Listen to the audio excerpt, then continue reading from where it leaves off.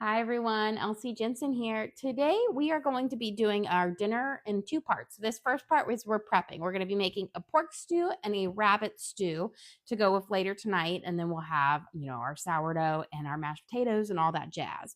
So we need to prep our stew so they can simmer for about an hour or so, and before we do the finishing off. So what I'm going to start off with is we're going to be dicing up 2 onions, one for each pot for our stews. And our stews are going to be a little bit different. Our pork stew we're going to do with a kind of like a bourguignon almost, with a nice tomato paste base and red wine. And then for our rabbit stew, we're going to do like a spring rabbit stew with some German beer. So be delicious. So that first we're going to do is we got to chop up our onions. So I'm going to chop up this one, and then we'll add it to one of our Dutch ovens, and then we'll do the same with the other. There we go. And just a quick, doesn't have to be super big or super fancy on your dice. I'm going to put a little bit of olive oil in each one, about 2 tablespoons in each one of my Dutch ovens. And then I'll turn on the heat. And we're going to add our onions to this one, and then I'll chop up my second yellow onion for my other one. But you want to caramelize them out, get those nice little flavors coming in. They'll be delicious. And then we're going to do the same with our other onion. And the reason I'm making 2 stews tonight is I have a rabbit, and but it's only about 3 pounds, which is not going to be enough to feed all 9 of us tonight, especially when it has a bunch of bones in it. So we're going to just do kind of double up, because I had a small pork roast that I thought would go well. So just making 2 kind of smaller stews that we can serve over mashed potatoes, and just kind of have a stews 2-way dinner tonight. And then I have a loaf of sourdough bread, cold proofing in the fridge, that we can also cook up, which will be delicious. Especially because it's kind of yesterday it rained a lot. And today it's kind of just got a little chill on it, especially for May. It's like 56, degrees here. Put my onions in over here. And let me get a spatula out. We're going to give them a quick stir. Here we go. Coat them with our, the olive oil in there. And then we're going to let them kind of sear up nicely. And then we need to prep our carrots. And on this back pot, I had it started a while ago, but this is homemade tomato paste. So I just blended up 3 tomatoes into a puree, and then I've reduced it down to where all the liquid is out, so you'll get a rich, strong tomato flavor, but without all the water. Okay, let's get our carrots over here. We're going to peel these up, and then we're going to just give them a nice chop on them. And we're going to split these carrots between half and half between the 2 pots. So each one will have their bases, will have the same vegetable bases of carrots, onions, and celery, which will give you that nice kind of savory flavor. But then the second part will kind of bouge it up some more. One will have mushrooms added to it, and the other one will have a lot of fresh herbs. So they'll be different. Even though they're both stews, they'll be very different in flavor profile. Especially the biggest difference is red wine is going in one, and beer, it's a dark beer, is going in the other. So they'll definitely have that undertones under each one. Let's give these guys a quick stir. They're simmering up nicely. You can hear the lovely sizzles on them. Okay. And we'll peel these off. You always want to peel your carrots, because that outer skin is chewy and doesn't have as nice of a flavor as the soft flesh underneath. So I always say, give them a peel up, because it makes your overall product much nicer. Now you could always use, baby carrots and whatnot. If you want to, then you don't have to do any extra work. But I always buy my groceries pretty much in bulk, because we're feeding a small army here. And so they come unpeeled, but it's not too much work. There we go. I'm going to turn these down now to about a 4. Now that the Dutch ovens have heated up. Dutch ovens are great if you're not used to cooking with them. They really retain their heat well. So once they get hot, you want to turn them out because they'll just keep getting hotter and hotter and hotter. Okay. We are going to chop up our carrots. You don't need to make them super small because these are going to stew. And so you actually kind of want them to be a little bit bigger so they keep their body. If you make them super small, they'll get a bit too tender and then you might get them to be a bit mushy. So we're just cutting off these tops. And then I'm going to throw a couple in here and then the rest are going to go in our other one.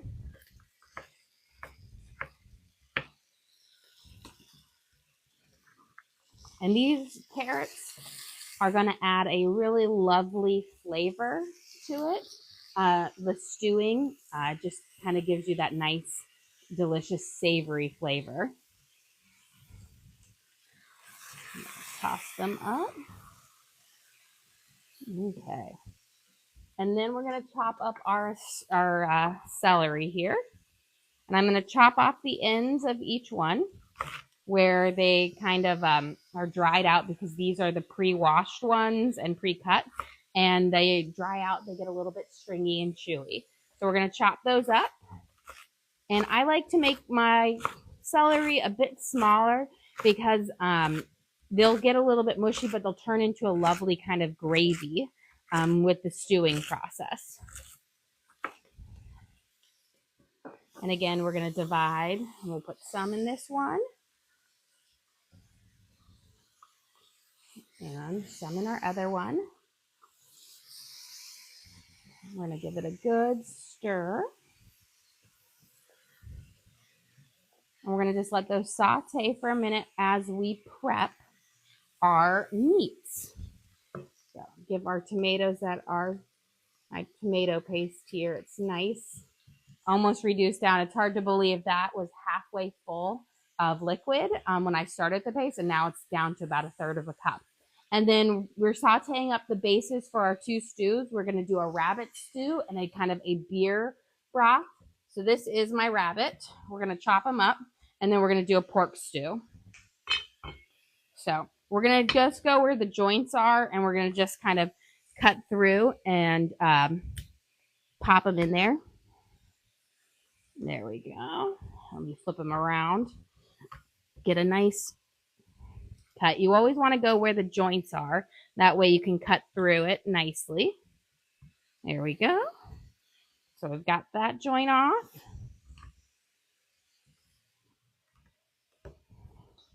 And we'll cut through. Got to get my angling right. There we go. So we've got their legs off.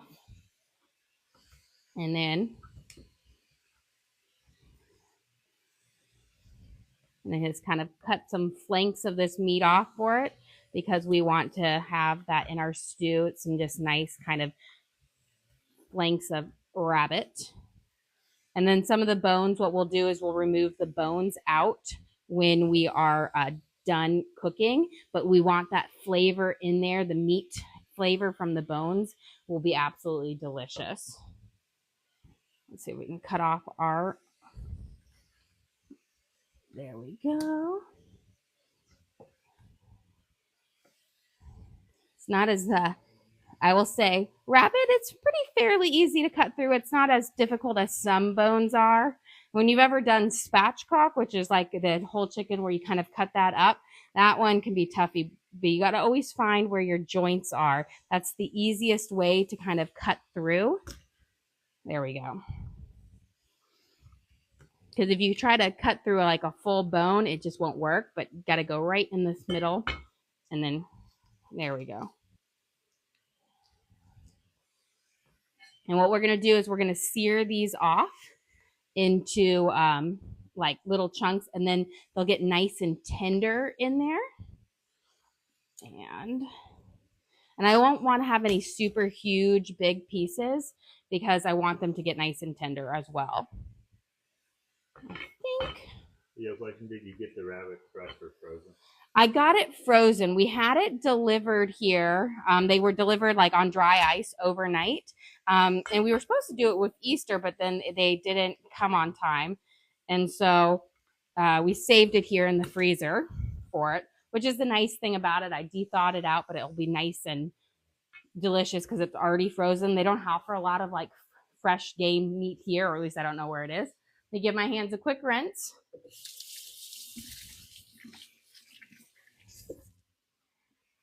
And we're going to stir this one. Let me give it a stir here. And then we're going to chop up our pork. This one should be a bit easier because we don't need to bone it up. But I do like the bone in the meat for the rabbit because it has more flavor, especially when you're stewing it up. You want that flavor to really like come through. So with the pork, I'm going to just kind of cut it into little chunks so that it will stew up and be nice and tender. I'm not making it super big or small because this is going to cut or be like for a little while here. It's still a little bit, hasn't completely defrosted, but since this is going to be simmering for a long time, it will be nice and tender. So it doesn't matter if it's not completely defrosted yet. Yeah, a couple questions. Does rabbit have a gamey flavor, and is it hard to cook? It's not hard to cook. It does have a gamey flavor, but again, the way you season it up can really help kind of mask that. And you've got to really stew it well. It can be a bit tougher of a meat, but it is delicious. I'm actually really excited because I haven't had rabbit in a long time, and my kids haven't had it yet. And so I saw a place that sold it, and we've got it there mainly because I love having my kids try new foods and seeing how their like takes on it. So I'm really excited for them to try it. Okay, we're almost done. And this is a pork roast. It's just a Boston butt roast, which is, you know, great for stews. It's a really tender meat. And it will just cook up nicely and it will kind of fall apart in there. Okay, let's see if it got, trying to just get them all about the same size. There we go. Perfect.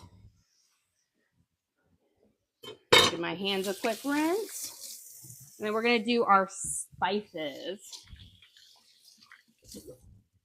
We've got our veggies seared up well. Okay. So I'm for my pork stew. Turn off my back one. We are going to put in my homemade tomato paste. As you can see, it's reduced down. That was 3 big tomatoes. And it's probably reduced down to about a 1/3 cup maybe. Now you could just use 1 can of tomato paste if that's what you have. That would work well. We're going to stir it in there and let it saute up with those vegetables because it's going to give it a lovely flavor. And then we're going to add in our spices. So we're going to put in 2 bay leaves in each one. And I like to kind of crunch up my bay leaves into nice small things. It lets the flavor come out a little bit better. And when they're crunched up, you don't really notice them, so you don't have to fish them out like you do when they're a full leaf. But it does let their flavors come out a little bit better. Here we go. I'll crunch this up. Okay.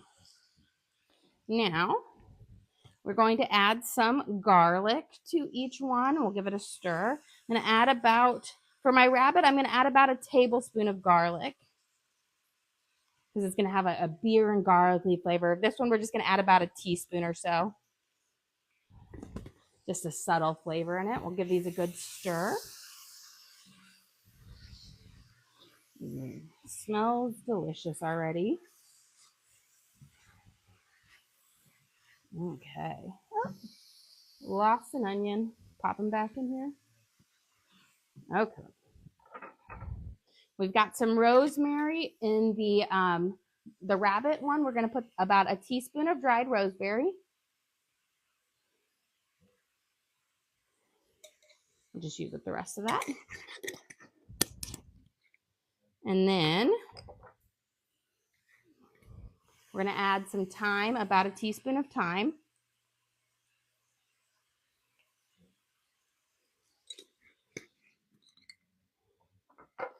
And a teaspoon of herbes de Provence.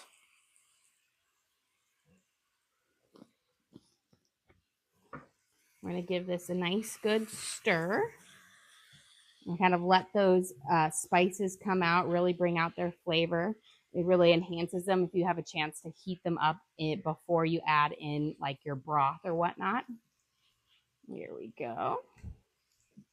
And then for here, we are going to add in about a tablespoon of oregano.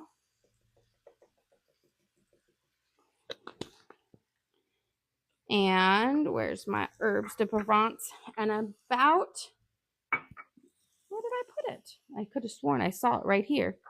Ah, blind. And then about a tablespoon of herbes de Provence.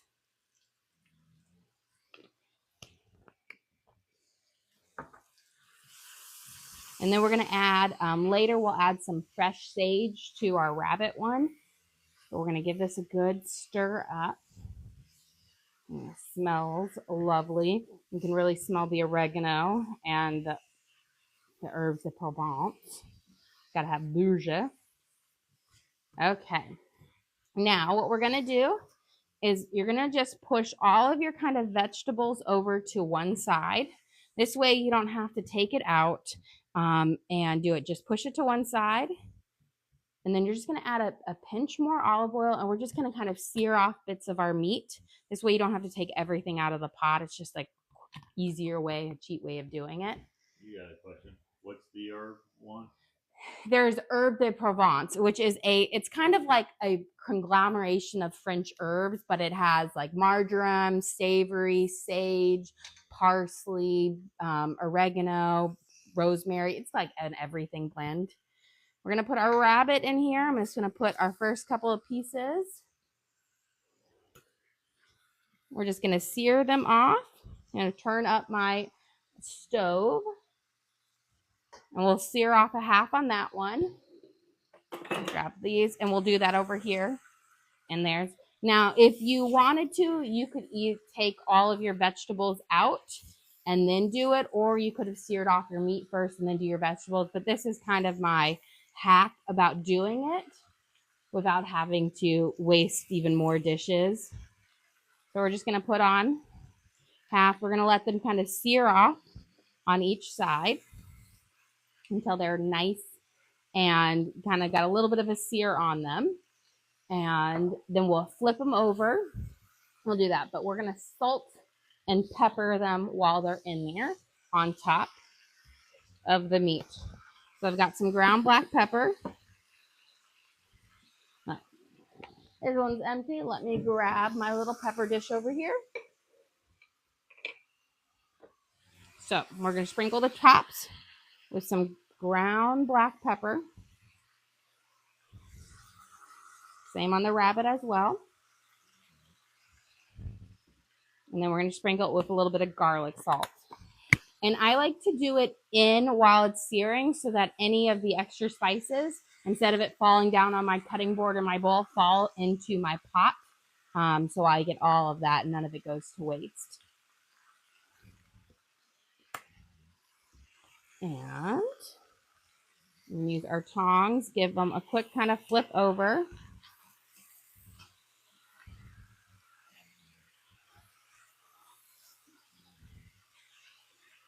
There we go.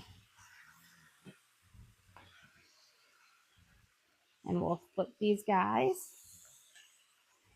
And we're going to sear off the browning them. This will help them kind of keep their texture, gives a little bit more flavor to the stew as well. And it just makes for an overall nicer end product versus just throwing in meat that hasn't been seared off or browned. It's just a great way to elevate. Okay. We've got that. I'm give it a nice, our vegetables a nice toss over here. Whoop. And then we're gonna, again, now that we flipped them, we're gonna salt and pepper this side of them as well. That way you've got a good amount on there. And it's about, you're probably gonna end up using about 2 teaspoons of black pepper for both, and same with the salt. We've got about a teaspoon on this one, and we still have about half our meat, but it will be worth it. The flavors will meld in there nicely and be delicious.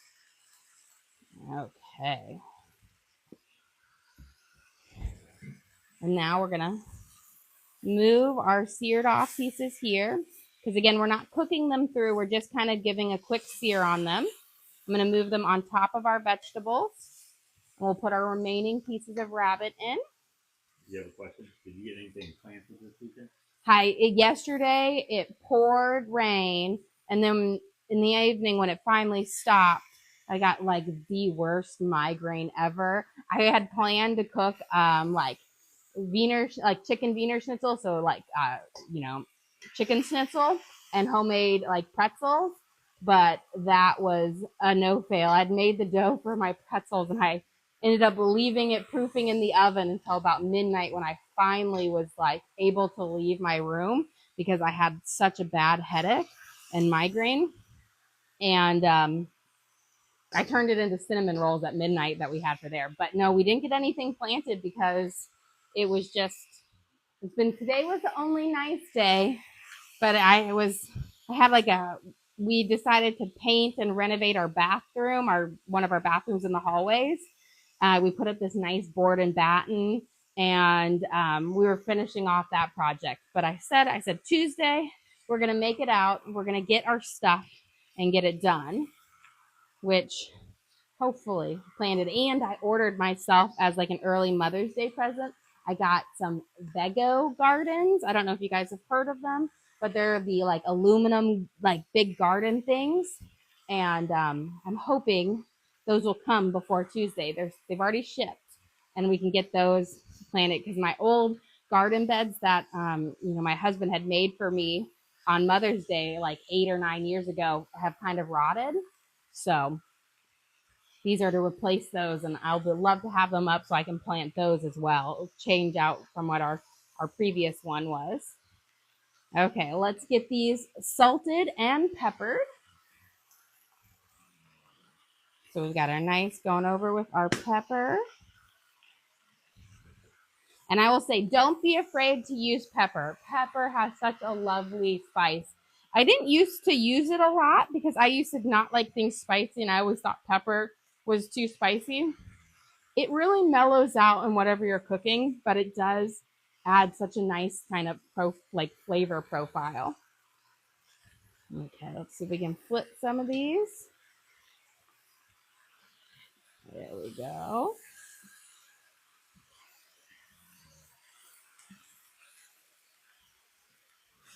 Put our rabbit back in there. And again, so we're searing off our rabbit for our rabbit stew. And then it's going to have a beer base. And then this is for our pork stew. So we're just searing off some chopped up pork butt roast for our pork stew. And we're going to do them slightly different. Our rabbit we're doing in a beer, kind of, like a beer stewish type thing, like an ale stew. And then our pork stew is going to be kind of like a pork bourguignon, like in a tomato and red wine based stew, which will, I think, be lovely. And we're going to actually serve them both over mashed potatoes, which will be delicious. Okay. Now that we've kind of that, let's salt and pepper this side that they're flipped over. And then my pepper.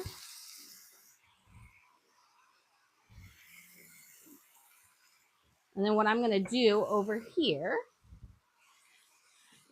since that side's seared off, I'm going to put some of these vegetables up. I have like 2 pieces of meat over there that I want to sear up as well. And then what we're going to do, once they're seared off, we're going to add our beer and our wine. And those should be about ready to start simmering for a little bit. Okay. See how these are. Good. Okay, now we're going to give everything a good stir over here. Kind of pick up our veggies underneath, split them all around. Let's see if I can tuck this rabbit leg underneath. There we go. Smells delicious. And then for our rabbit, we are going to sprinkle it with a little bit of flour. This is going to help kind of thicken it up when we do our deglazing with the beer. You don't need much flour. And I don't like to dust it on before we fry it. I like to do it on top afterwards because I think it ends to have a better product. But we're just going to sprinkle about 2 tablespoons over it. There we go. Kind of just like a little dusting here. And then we've got the special ingredient. For those of you who can't speak German, this is just a special dark beer. We always get at Costco, they have German beer advent calendars, and we always get them every year. And I'm just going to pour this slowly over.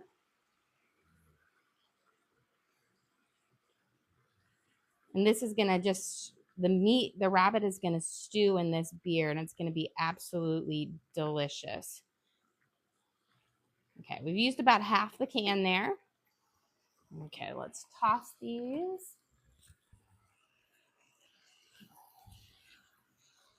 And now we're going to just kind of stir all of ours around. Give it a nice little things in our little vegetables and whatnot. There we go. And for this one, we're going to be using red wine. So we've got some, I guess, Italian red wine. This was also in a wine advent calendar, hence we don't drink a lot around here. I'm going to pour it around. And we're going to use about 2 cups. But as you know, we'll be cooking it slowly, and all the alcohol in it will get cooked off, but it will leave just a really delicious kind of flavor. There we go. This was already open, but we just need about 2 cups of red wine. Now for the rabbit, I'm going to flip everything in here, kind of turn it nicely. And then we're going to turn this down to low, and we're going to just let it simmer on low. And it's going to simmer like this for about an hour or so. And we'll cook up nicely. There we go. Just going to slip that, and then we're going to turn everything. And then what I'm going to do is I'm going to add a little bit more beer, but I always like to add it in stages. Flip it around, and now we're going to add the rest of it. So you're just going to use one of these tall cans of beer. And we'll pour that in there. Beautiful. And now we're going to give this a good stir.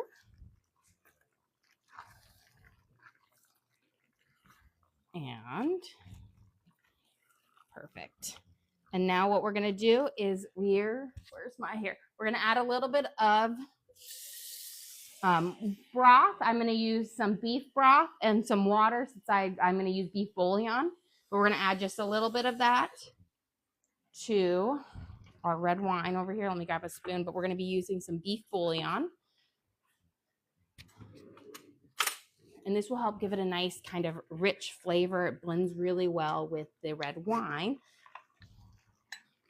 So we're going to just put a kind of a big scoop of beef bouillon in here with about, I want to say 1 to 2 cups, just enough to kind of cover your meat. So you're just going to give it a stir and push it down. You don't want to have it soaking in it because, again, we want this to be like a nice stew, so you don't want it too brothy, but just enough to kind of cover. There we go. Like where we can push all of the meat down and it can simmer in that beautifully. Perfect. Well, guys, we are done with this part. We're going to put our lids on, And we're going to let these simmer for about an hour. We'll probably be back in like 45 minutes, maybe 30 to 45 minutes after some to finish up the rest of dinner, which is make some mashed potatoes, bake up our sourdough bread, and all that jazz. Well, guys, thank you for joining us. Don't forget to like and subscribe. We do live cooking shows every single day, kind of show you what we're cooking, what we're making. And again, we do upload all of these videos onto the link on our page for it. But again, thank you so much. Don't forget to join us back in about 30 to 45 minutes.